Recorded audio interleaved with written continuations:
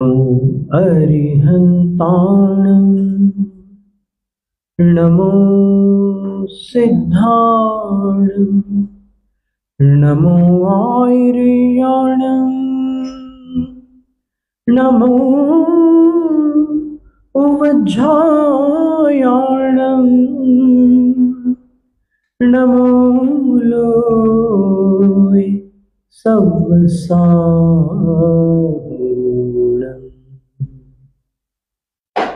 त्रिलोक त्रिकालवर्ती परमार्थ आप्त परमात्मा द्वादशांग चतुर्दश प्रकीर्णक स्वरूपा भगवती जिनवाणी सरस्वती देवी माँ और निर्ग्रंथ गुरुराजों को भक्तिपूर्ण वंदन प्रणाम नमन। पूर्व शताब्दी के ज्ञानी ध्यानी तपस्वी चारित्र चक्रवर्ती परम श्रद्धेय धर्म धुरंधर आचार्य शांति सागर गुरुराज को सिद्ध श्रुत और आचार्य भक्तिपूर्वक नमोस्तु। दीक्षा शिक्षा गुरु आचार्य विद्यासागर महाराज को नमोस्तु।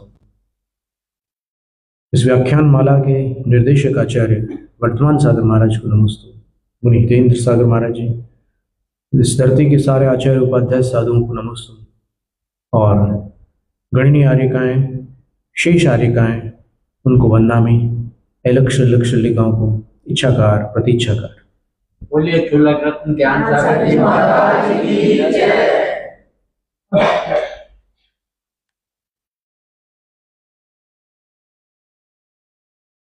घर से भावना करके निकले भगवान के दर्शन की। कुछ नई पीढ़ी के लोग पूछते हैं और पुराने लोग भी कभी कभी पूछते हैं कि प्रतिमा तो धातु पत्थर या रत्नों की होती है, अब इनमें अगर जीव होंगे भी तो एक इंद्रिय जीव होंगे और नहीं होंगे तो फिर ये निर्जीव होगी। तो पत्थर के आगे सिर फोड़ने से क्या लाभ, ये शब्द कुछ लोग प्रयोग करते हैं प्रश्न पूछते समय, जो मूर्ति पूजा के निषेधक है वो इस भाषा का प्रयोग करते हैं। तो अभी तो यहाँ अपन देव दर्शन और देख के लंबी चौड़ी बातें कर रहे हैं और ये सवाल उनके दिमाग में खड़ा हुआ है, पत्थर के सामने सिर फोड़ने से क्या लाभ। तो उसका प्रत्युत्तर ये है कि ये दृष्टि का खेल है।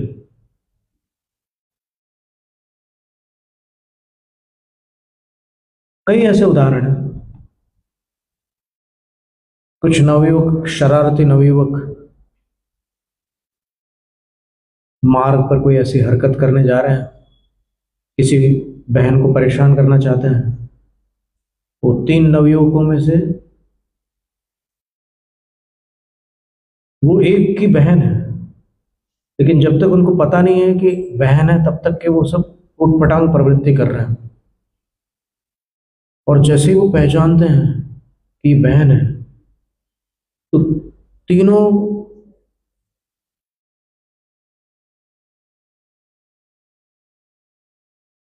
अपने उद्दंडता को छोड़ करके ऐसे खड़े हो जाते हैं कि जैसे उनको शराफत के जन्मजात संस्कार प्राप्त है।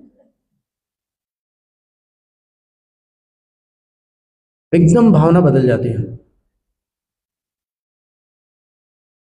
किसी बच्चे का एक्सीडेंट हो जाता है और कोई सेठ हाय तौबा करने लग जाता है, आकुल व्याकुल हो जाता है, एक प्रकार से बेहोश जैसा हो जाता है। फिर उसको जब होश आता है, अरे मेरा पुत्र मेरा पुत्र मेरा पुत्र, आज ये क्या हो गया। तो उसका पुत्र पास में ही खड़ा था, बोलता है कि क्या हो गया पिताजी। अरे तू ठीक है क्या। बोले हाँ, वो मेरी जैसी ड्रेस उसने पहनी थी। अरे तू चैन की सांस लेता। तो ये दृष्टि बदलने से सृष्टि बदलती है। तो जब तक आप प्रतिमा का निर्माण जिस पदार्थ से हुआ है उस पर लक्ष्य करेंगे तो उस पर लक्ष्य करने वाली दृष्टि उसको स्वर्ण देखेगी, रजत देखेगी, ताम्र देखेगी, पीतल देखेगी, पाषाण देखेगी, अथवा कोई रत्न देखेगी, या और किसी प्रकार से कोई प्रतिमा का निर्माण होता है। कई बार धातुओं के मिश्रण से भी प्रतिमा की तैयारी होती है। अष्ट धातु के रूप में भी देख सकती है कोई दृष्टि।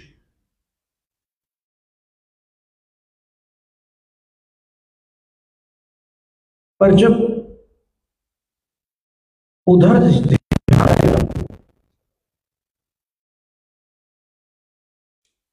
ये चाहे जिस पदार्थ से बनी हो, वो एक बात हो गई, लेकिन ये जिनकी प्रतिमा है उनकी आकृति इसमें कुछ कुछ झलक रही है। तो जब उन पर ध्यान जाएगा, मूर्ति से मूर्तिमान पर दृष्टि डालना देव दर्शन है।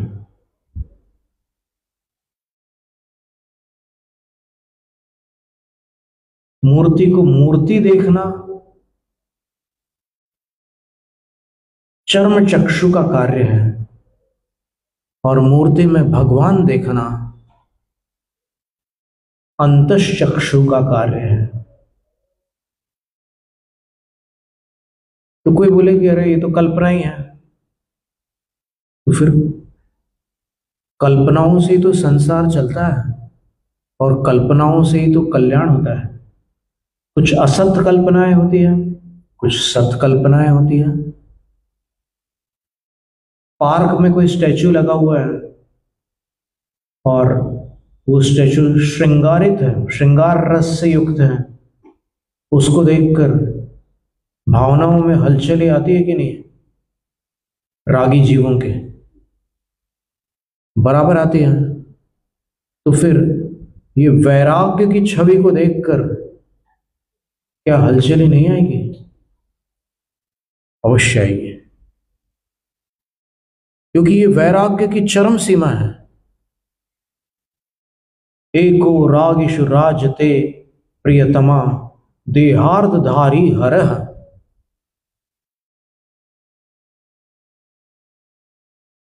महर्षि भर्तृहरि ने 3 शतक लिखे थे, श्रृंगार शतक, वैराग्य शतक और नीति शतक। तो ये एक श्लोक है, आपको हम पूरा पढ़ के सुनाते हैं।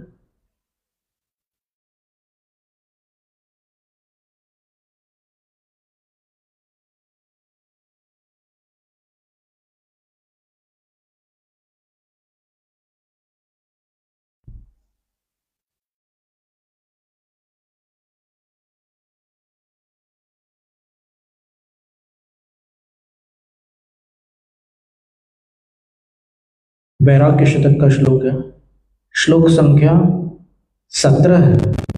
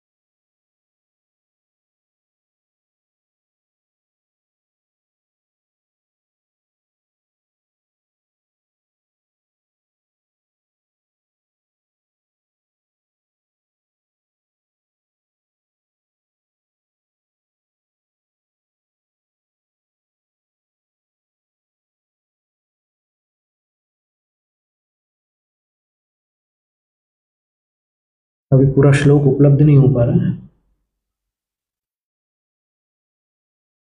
नीरागेषु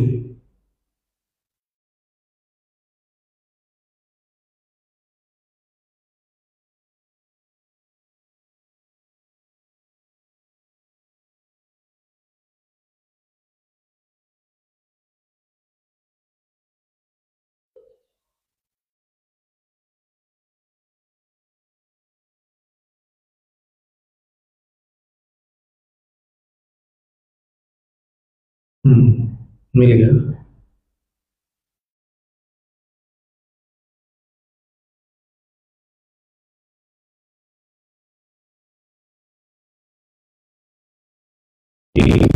रागिषु राजते प्रियतमा देहार्धधारी हरो नीरागेषु जिनो विमुक्तललना संगो न यस्मात्परः दुर्वारस्मरवाणपन्नगविष व्याविद्धमुग्धो जनः शेषकामविडम्बितान् विषयान् भोक्तुं न मोक्तुं क्षमः।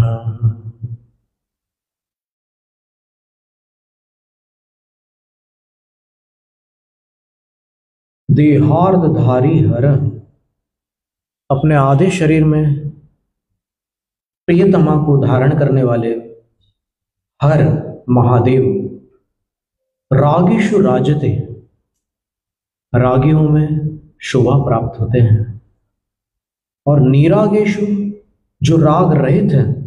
ये जैन शास्त्र का श्लोक नहीं है, ये महर्षि भर्तृहरि द्वारा लिखा हुआ श्लोक है। और जो नीराग यानी वीतराग है, उनमें कौन है? तो जिनेंद्र भगवान है। कैसे है भगवान? तो विमुक्त ललना संगो, जो स्त्री के संग से विमुक्त है, और यस्मात् न परः संग, और जिनके पास शरीर के अलावा कुछ है ही नहीं। दुर्वार स्मर बाण पन्नग विषम व्यावृत्त मुक्तो जन, मोही प्राणी दुर्निवार काम के बाण में जो लगा हुआ मोह का विष, उससे भेदन को प्राप्त हुए हैं। अर्थात काम का बाण जब उनके हृदय में लगा तो उसमें जो विष था मोह का, वो विष उनके ऊपर चढ़ गया, पूरे शरीर में वो विष व्याप्त हो गया। ऐसे जनः, एक संसारी प्राणी की दशा क्या है? बोले काम विडंबिता, वो काम से विडंबित है, और अन्न विषयान भोक्तुम न मोक्तुम क्षमा, वो अनाज है या फिर और दूसरे इंद्रिय सुख हैं, उनकी ऐसी दुर्दशा हो रही है कि वो भोगने में भी समर्थ नहीं है और छोड़ने में भी समर्थ नहीं है।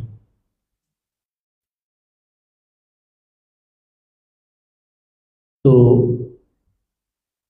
ये महर्षि भर्तृहरि ने जिनेंद्र भगवान के विषय में लिखा। ऐसे महर्षि वाल्मीकि ने योग वाशिष्ठ महारामायण में जो वैराग्य प्रकरण है, उसमें एक श्लोक लिखा है। श्री राम वशिष्ठ गुरु से पूछते हैं, हे गुरुदेव, कास्तादृशो यासु न सन्ति दोषाः, कास्तादृशो यासु न दुःखदाः, कास्ता प्रजायासु न भंगुरत्वम, कास्ता क्रियायासु न नाम माया। हे गुरुदेव,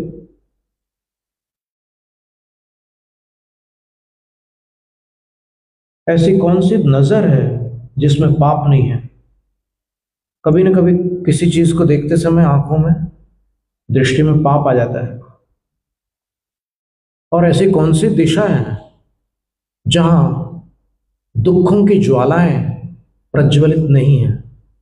सभी दिशाओं में दुख की ज्वालाएं प्रज्वलित है। ऐसी कौन सी प्रजा है जो शाश्वतिक है?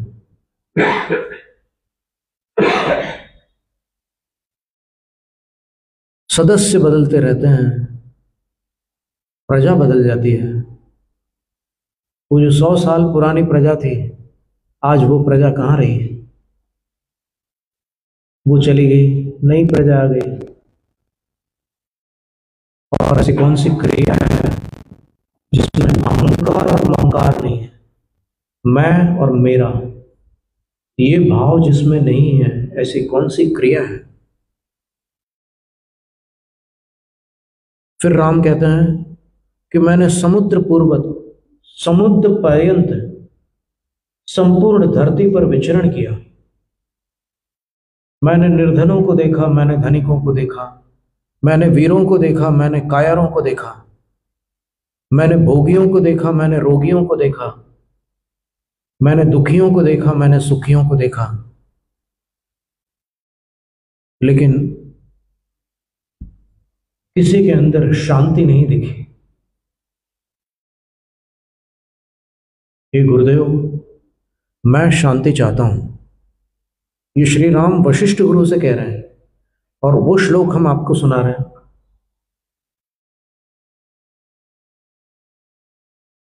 ये अहंकार और ममकार, मैं कुछ हूं, इसको अहंकार कहते हैं।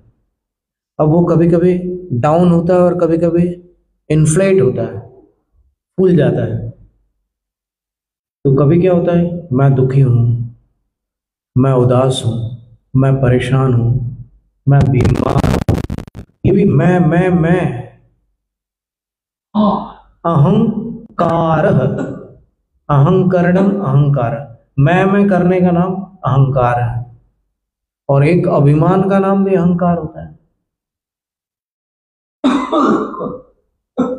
आई एम समथिंग, मैं कोई हस्ती हूं, ये भी एक अहंकार होता है। तो ये कर्मानुसार, जब पुण्य का उदय होता है और जब सारे उपलब्धियां अपने पास होती है, तब मनुष्य फूल जाता है।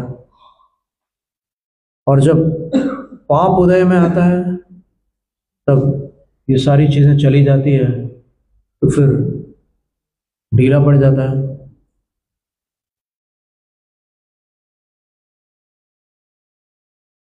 तो श्री राम कहते हैं, नाहम रामो न मे वांछा भोगेष्वपि न मे मनः शान्तिमास्थातुमिच्छामि स्वात्मन्येव जिनो यथा। हे गुरुदेव, मैं राम नहीं हूं, यानी राम का अहंकार मुझ में नहीं है। न मैं वांछा, और मुझे वांछा भी नहीं है, मुझे कोई आकांक्षा भी नहीं है। क्योंकि इतना सब देख लेने के बाद, एक बार किसी युद्ध में अब्राहम लिंकन ने सेनापति को आदेश दिया कि अब तुम जीत की कगार पर हो, विजयी होकर लौट आओ। पर उस सेनापति ने युद्ध को विराम दे दिया। तब अब्राहम लिंकन बहुत खफा हुए, बोले क्या हाथ में आई जीत को तुमने ठुकरा दिया? और फिर अब्राहम लिंकन ने उसको डांटने से पहले विचार किया, बोले कि मैं पल भर अपने को उसके स्थान पर रखकर देख तो लूं। दूर से कुछ और दिखता है, पास से कुछ और दिखता है। मैं एक बार देख तो लूं कि क्यों उसने हाथ में आई हुई जीत को छोड़ दिया। तब अब्राहम लिंकन की कल्पना शक्ति वगैरह अच्छी थी, हाइट भी अच्छी थी। तो उसने जब विचार किया तो उसको लगा कि इस युद्ध में इतना अधिक खून खराबा हुआ है कि जिसने आंखों से वो सब देखा है, जब हाथ कट जाते हैं, जब पेट में से आंतें बाहर आ जाती हैं, जब चेहरे पर वो गोलियां या हथियार लगते हैं तो पूरा चेहरा क्षत विक्षत हो जाता है, और जब उंगलियां इधर उधर पड़ी होती हैं तो यहां से युद्ध जीतने की सोचना अलग बात है, और वहां जाकर के देखना अलग बात है।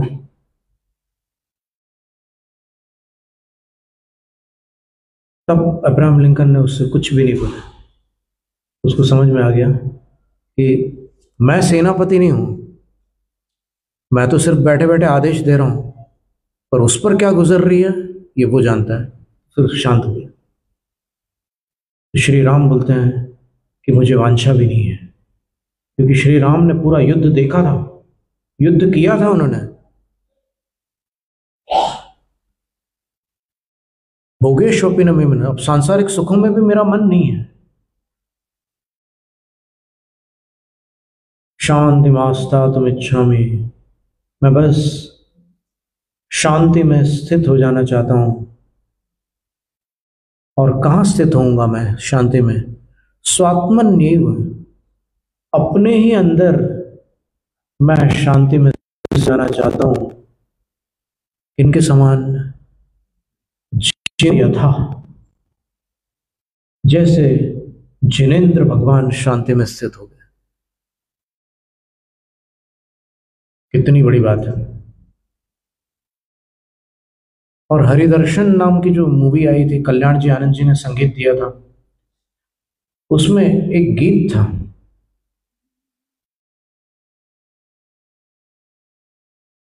जब जब प्रभु ने, जब जब धरती पर कुछ संतुलन बिगड़ा, तब तब प्रभु ने अवतार लिया। और उन्होंने जो अवतार वाली मान्यता है उसको लेकर के एक ऋषभ देव का भी उन्होंने उसमें चित्रण किया, और उसमें बिल्कुल वो जिन प्रतिमा को उन्होंने दर्शाया है उस गीत में, वीडियो में। और उसके नीचे की जो पंक्ति है, ये कल्याण जी आनंद जी जो थे जैन, अभी भी आनंद जी तो है ही है, जैन है, और हमारी उनसे चर्चा भी हुई थी। तो उन्होंने बताया था कि जो एक सुपरस्टार है ना अमिताभ बच्चन, उनको आनंद जी ने शाकाहारी बनाया।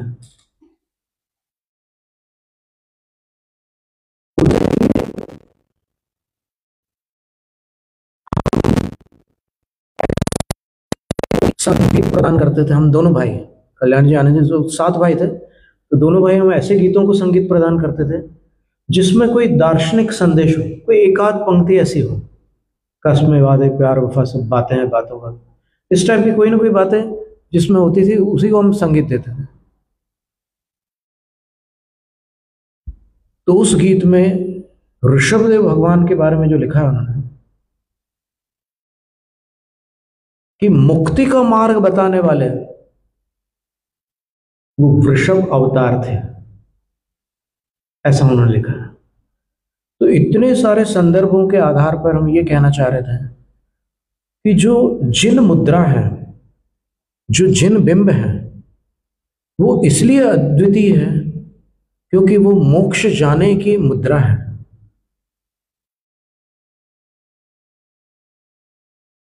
जिस किसी भी प्रकार से मोक्ष की प्राप्ति नहीं होती है, हरिदर्शन में स्वयं ये बात कही गई है कि मुक्ति का मार्ग तो इन्हीं ने बताया, विवेक का मार्ग और किसी ने बताया, फिर अलग अलग प्रकार के मार्ग अलग अलग ने बताया, लेकिन मुक्ति का मार्ग इन्होंने बताया। तो जब अपन मूर्ति में उनको देखते हैं जिनकी मूर्ति है, तब मूर्ति दिखना बंद हो जाती है और वो दिखने लग जाते हैं। समझ में आई बात? ये बहुत ही अलौकिक घटना है, और हम तो ईमानदारी से अपने बारे में कहते हैं कि हमें प्रतिदिन ऐसा नहीं होता। प्रतिदिन हम जाते हैं, बस एक श्रद्धा है इसलिए हम जाते हैं, पर कभी कोई ऐसा दिन आता है जब हमें उनमें वो दिखते हैं, उस आकृति में, जिनकी आकृति है, मन की ही बात है, वो अपने अंतर्दृष्टि की ही बात है, अपनी श्रद्धा की आंख से जब देखते हैं तब उनका स्मरण हो आता है और फिर लगता है कि ये उनकी छवि है। और जब मन की आंख से देखते हैं तब वो दिखते हैं, और जब वो दिखते हैं तो फिर ये आंखें धुंधली हो जाती है क्योंकि भीग जाती है। और जब ये आंखें भीग जाए और उस अंदर वाली आंख से वो दिखने लग जाए, तब समझना कि इसका नाम है देव दर्शन।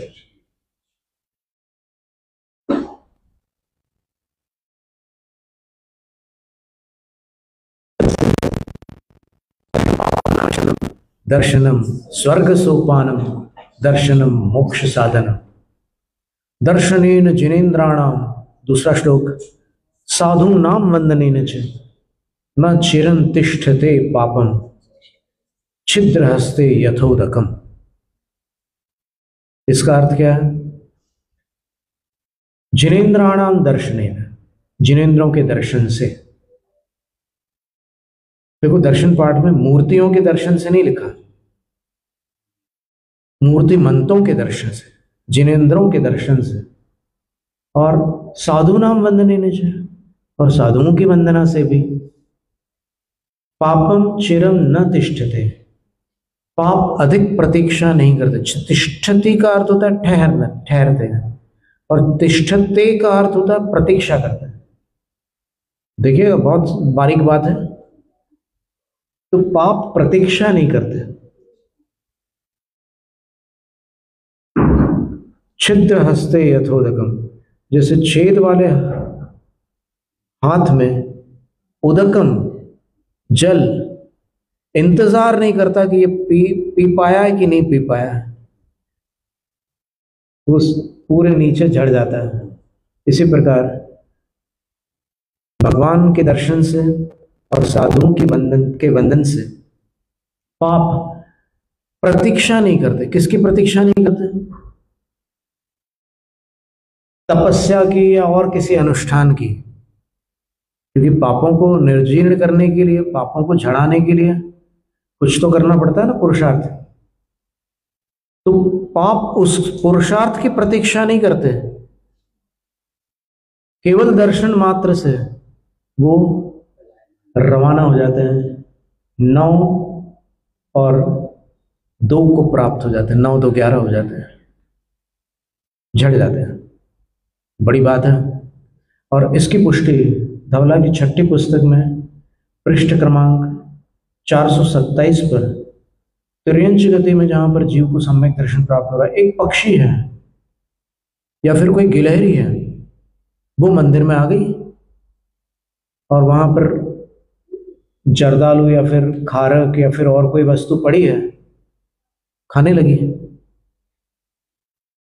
और अचानक उसका ध्यान भगवान की तरफ चला गया और भगवान को देखते देखते वो खाना पीना भूल गई और सम्यक दृष्टि बन गई।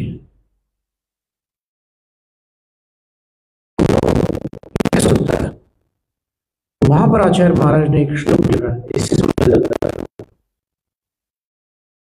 दर्शनेन जिनेन्द्राणाम पाप संघात कुंजरम शतधा भेद मायाति गिरिर्वज्रहतो यथा। जिनेन्द्रों के दर्शन से जानवरों के पाप रूपी हाथी के सैकड़ों टुकड़े हो जाते हैं। जैसे पर्वत पर बिजली गिरती है तो चट्टानें फट जाती हैं, उसी प्रकार भगवान के दर्शन से जानवरों का मिथ्यात्व नष्ट हो जाता है, वो सम्यक दृष्टि बन जाता है। बहुत बड़ी बातें हैं, अभी इतना ही रखते हैं। जैनम जय दुशासनम। वांछित फलदात्री चिंतामणि सदृशमात तेरा, वंदन करने वाले मुझको मिले पता मेरा। बोधि समाधि विशुद्ध भावना, बोधि समाधि विशुद्ध भावना, आत्म सिद्धि मुझको मिले और मैं पा जाऊंगा मोक्ष महासुख।